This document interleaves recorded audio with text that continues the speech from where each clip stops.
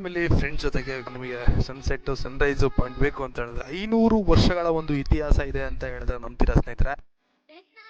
ನಮಸ್ಕಾರ ಸ್ನೇಹಿತರೆ, ಇದು ನಿಮ್ಮ MK ಪಯಣಿಗ. ನಾವು ಇವತ್ತು ಚಿಕ್ಕಜಾಗದಲ್ಲಿ ಇರುವಂತಹ ಒಂದು ಅಕ್ಕಯಮ್ಮ ಒಂದು ಬೆಟ್ಟಕ್ಕೆ ಬರ್ತಾ ಇದ್ದೀವಿ. ತುಂಬಾ ಪಾಪ್ಯುಲರ್ ಆಗಿರುವಂತಹ ಒಂದು ಬೆಟ್ಟ ಅಂತಾನೆ ಹೇಳ್ಬೋದು. We are on the top hills. ನನ್ನ ಪೇಜ್ಗೆಲ್ಲ ಫಾಲೋ ಆಗಿಲ್ಲ, ದಯವಿಟ್ಟು ಪೇಜ್ ನ ಫಾಲೋ ಮಾಡ್ಕೊಳ್ಳಿ ಅಂತ ಕೇಳ್ಕೊಳ್ತೀನಿ ಸ್ನೇಹಿತರೆ. ಈ ಒಂದು ಬೆಟ್ಟನ ಎಕ್ಸ್ಪ್ಲೋರ್ ಮಾಡಕ್ ಹೋಗೋಣ ಸ್ನೇಹಿತರೆ. ಇದು ಬಂದ್ಬಿಟ್ಟು second view point. First view point ದೇವಸ್ಥಾನ ಹತ್ರ ಇದೆ. ಸೊ ಈ ಒಂದು ಬೆಟ್ಟದಲ್ಲಿ ಗ್ರಾಮ ದೇವತೆ ಆದಂತಹ ಒಂದು ಅಕ್ಕಯಮ್ಮನವರು ನಿಲ್ಲಿಸಿದ್ದಾರೆ. ಮತ್ತೆ ಬೆಟ್ಟದ ಮೇಲೆ ಇರುವಂತಹ ಭೀಮೇಶ್ವರ ಸ್ವಾಮಿ ಆಗಿರ್ಬೋದು, ಮುನೇಶ್ವರ ಸ್ವಾಮಿ ಆಗಿರ್ಬೋದು, ಮತ್ತೆ ರಾಮನ ದೇವಾಲಯ ಕೂಡ ಈ ಒಂದು ಬೆಟ್ಟದ ಮೇಲೆ ನಿಲ್ಲಿಸಿದೆ ಸ್ನೇಹಿತರೆ. ಅಕ್ಕಯಮ್ಮನ ಬೆಟ್ಟಕ್ಕೆ 500 ವರ್ಷಗಳ ಒಂದು ಇತಿಹಾಸ ಇದೆ ಅಂತ ಹೇಳಿದ್ರೆ ನಂಬ್ತೀರಾ ಸ್ನೇಹಿತರೆ? ಈ ಒಂದು ಬೆಟ್ಟದಲ್ಲಿ ಪ್ರಾಚೀನ ಕಾಲದ ಇತಿಹಾಸವುಳ್ಳ ಬಸವಣ್ಣನ ವಿಗ್ರಹಗಳನ್ನ ಕೂಡ ಒಂದೊಂದು ಬಂಡೆಯಲ್ಲಿ ನೋಡ್ಕೋಬಹುದು.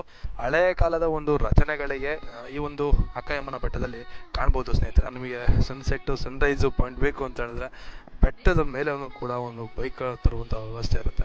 ಹುಷಾರ ಬರಬೇಕು ನೋಡಿ.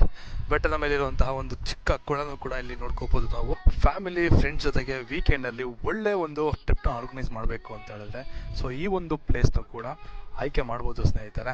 ಈ ಒಂದು ವೀಕ್ಷಣೆಯ ಒಂದು ಸ್ಥಳ. ಸೊ ನಿಮಗೆ ಇಷ್ಟ ಆದರೆ ಲೈಕ್ ಮಾಡಿ, ಕಮೆಂಟ್ ಮಾಡಿ, ಮತ್ತೆ ನನ್ನ ಪೇಜ್ಗೆ ಫಾಲೋ ಮಾಡೋಣ ಮಾತ್ರ ಮರೆಯಕೋಬೇಡಿ ಸ್ನೇಹಿತರೆ. Bye, take care, all is ಜೈ ಕರ್ನಾಟಕ ಮಾತೆ. ಕಾಲ್ನಡಿಗೆಲ್ಲೂ ಕೂಡ ಹೋಗ್ಬೋದು. ಇಲ್ಲಿ ಮೆಟ್ಲು ಈ ಒಂದು ಮೂಲಕ ಹೋಗ್ಬೋದು ಈ ಒಂದು ಅಕ್ಕಯಮ್ಮನ ಬೆಟ್ಟಕ್ಕೆ ನೋಡಿ.